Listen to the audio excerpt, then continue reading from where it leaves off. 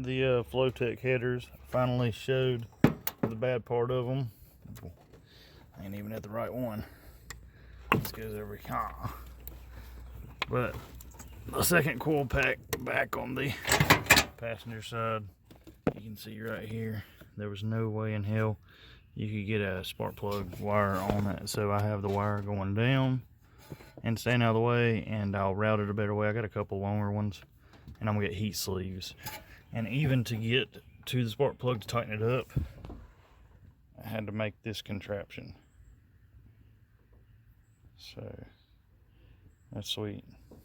12 out of 10 wouldn't recommend Flowtech headers again. Especially, I mean, it's 250 bucks. It wasn't the most expensive headers, but they wasn't cheap at all. But we're gonna make do.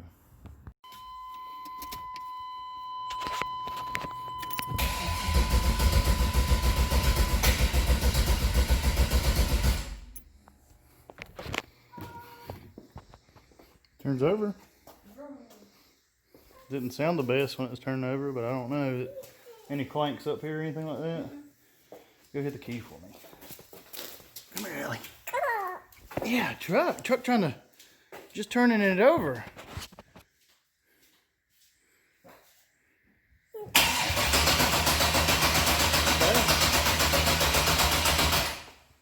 Sounds pretty decent just to be turning it over. That's good. All right. We're about to spin this thing over a little bit more, see if we can get some oil pressure on it now that we got the two nares hooked up. And spin it over for a little bit, then I'll hook up the fuel pump, see if we got fuel pressure with this sweet ass gauge set up right here. Hey, you do free on we already got 25 pounds on that side, that's fine though, but we got her unhooked back here, fueled up. So we'll spin it over and see if we can start it here in a second.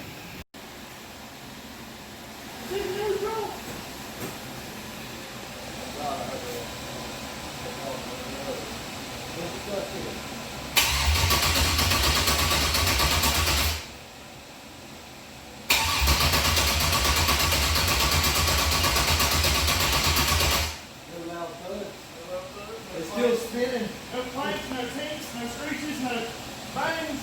No pals. There's no way this is right. Huh.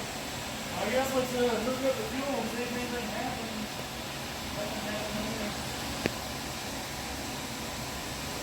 Just to bring y'all up to date, we're chasing a fuel pump issue. We've got only 9 volts to the back of there, so we're adding grounds and chasing stuff. So pretty soon, if we don't figure it out, we're gonna hot wire the fuel pump and see if it at least will start and run, and I'll figure it out later. That's the conundrum right now. Finally got the HP tuners working, actually hooked up to it too, so that's good. I have no power up there, so twist the terminal. Oh, it's because one of these terminals isn't even hooked up. Oh, wow. Let me connect the computer. Check the fuel pressure, see how much pressure we're pushing. That It thing's... was already punched up to over 50, I think. Really? Dang. Turning now, too. You got the key on? Thank you. Yes, I do. Trying to gather data for something that was not there. Taking a nap. Alright, I'm live on the data. Am I flooding it? Give her a crank.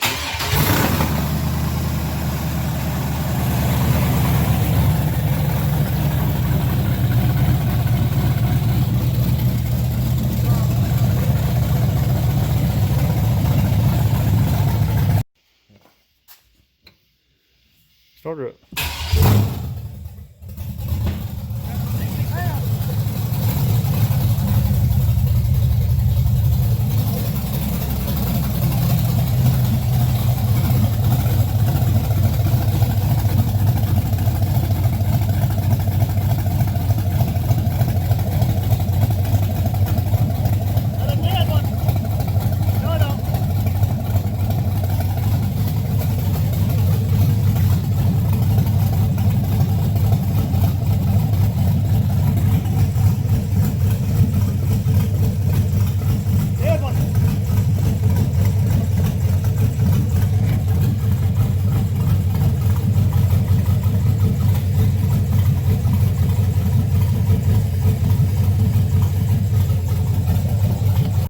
got the truck back up in the air. I'm having second thoughts about how much, let's see, I try to get a light in here, how much stub is actually showing off the torque converter. You can see there's a pretty good bit still sticking out. We tried a couple times to get that thing seated up in there and it felt like it did, but I put Cody's up on the lift and there's way less stub sticking out, so we're gonna pull it back down and recheck that. It's not fun things right now, but at least we got a lift, so it's relatively easy. All right, upon further inspection, we've had the converter back and everything, took all the bolts loose, spun it. I believe what's happening is this converter is a lot shallower, a lot smaller than the rest of the converters we're used to.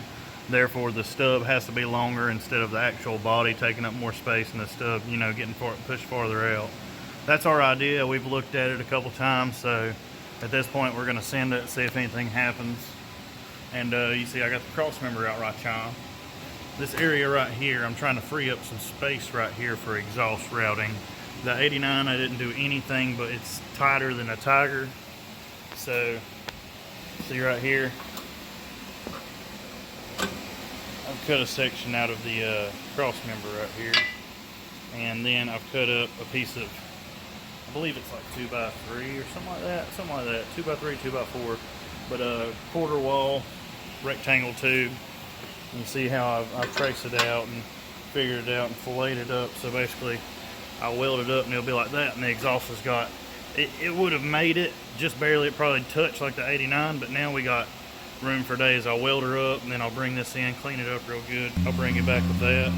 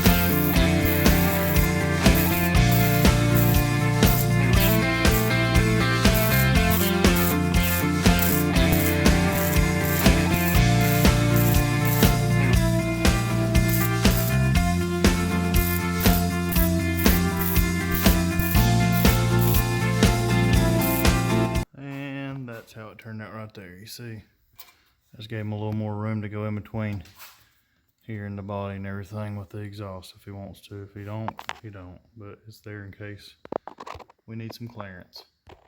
We'll clue y'all in on some of the legitness here. The gas tank finally got some insulator straps on there. Took a bicycle inner tube and split it and putting it on there. Figured there wasn't enough zip ties included in this build, so 11D holding that tube on there will be completing it. Who's got a little hand? Oh, come on.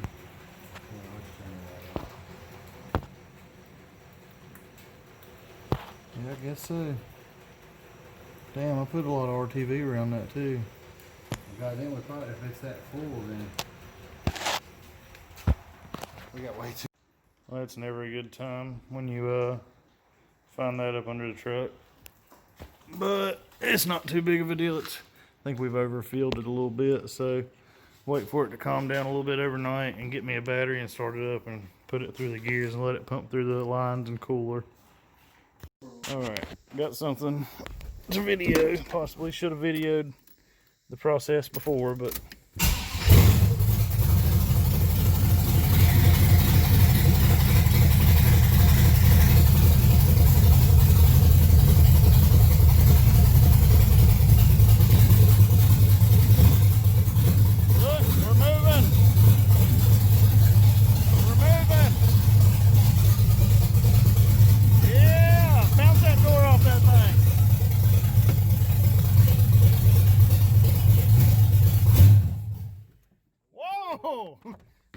little touchy. Little touchy.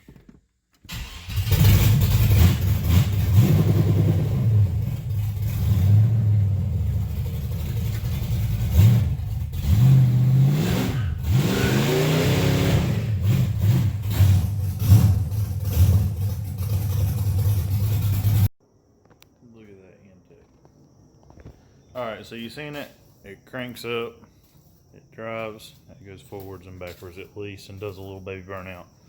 The truck still needs a ton of work. The radiator situation, let's turn you around, I'll show you my radiator situation right now. It's what's going to be the holdup. Let's show you my dilemma right here. See this big fat chunky boy? That is a big fat chunky boy. That intake is spicy as well. But the radiator hose routing is really what's got me right now. Especially, I may be able to like loop under and stay on the radiator and put it right above my fans. That way it goes under whatever kind of intake I can put on here. Probably just a small cone for the time being.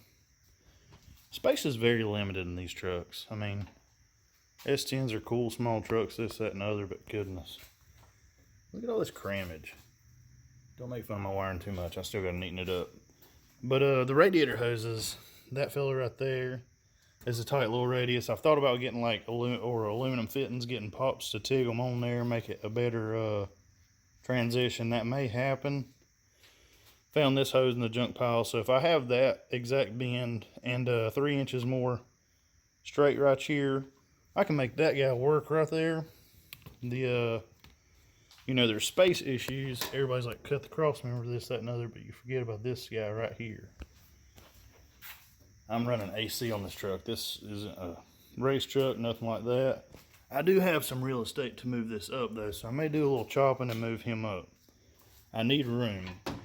If I do that and I try to slide this forward, I'm probably going to be selling this radiator and getting something a little more small. I've been looking, trying to find a better situation. I hadn't found too many. But, so that's what's holding this up. Everything else I could neaten up in a couple days. Still have to wire the new body style headlight harness and stuff up here. You know, straighten everything up. This big old block right here, I might simplify it down. But that's pretty much it for this. It runs and drives, it moves. It's got multiple dents in the doors from slamming. But that's it. The next video you'll see of this thing, hopefully it'll be running and driving, or it'll be sold, because this is taking way too long. This swap could be done in a week or two. So don't let my time frame scare you. A lot of people's got more than me going on. Some people's got less than me going on. So it's all at your own pace. That's why they call them projects. So, you know, thank you for watching this, that, and the other. Aaron and Little Cody's got some cool projects going on. We'll have to highlight on those. Aaron's done had 5 vehicles in between then and then. So, you know, most importantly, tell your mom and them about us.